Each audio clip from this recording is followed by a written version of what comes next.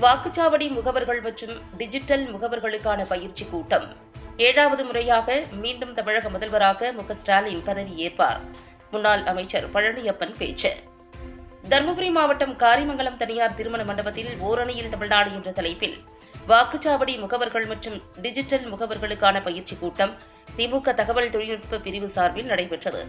இந்த பயிற்சி கூட்டத்தில் முன்னாள் அமைச்சர் பழனியப்பன் கலந்து கொண்டு வாக்குச்சாவடி முகவர்களுக்கான பயிற்சிகளை துவக்கி வைத்து முகவர்கள் எவ்வாறு செயல்பட வேண்டும் என விளக்கி பேசினார். இந்த பயிற்சியில் ஒவ்வொரு வாக்குச்சாவடியிலும் 30% புதிய உறுப்பினர் சேர்க்க வேண்டும்.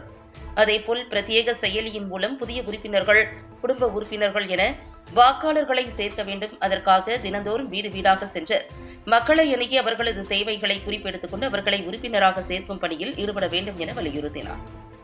மேலும் தருமபுரி மேற்கு மாவட்ட தகவல் தொழில்நுட்ப பிரிவு சார்பில் மக்களுடன் ஸ்டாலின் செயலி மூலம் ஓரணியில் தமிழ்நாடு திட்டத்தில் திமுகவில் புதிய உறுப்பினராக பதிவு செய்வது மற்றும் புதுப்பிப்பது, தமிழக அரசின் சாதனைகளை ஒவ்வொரு வீடு வீடாக சென்று எடுத்துக் கூறி திமுகவில் உறுப்பினராக பதிவு செய்வது தொடர்பாக செயலி மூலமாக வாக்குச்சாவடி முகவர்களுக்கு பயிற்சி வழங்கப்பட்டது.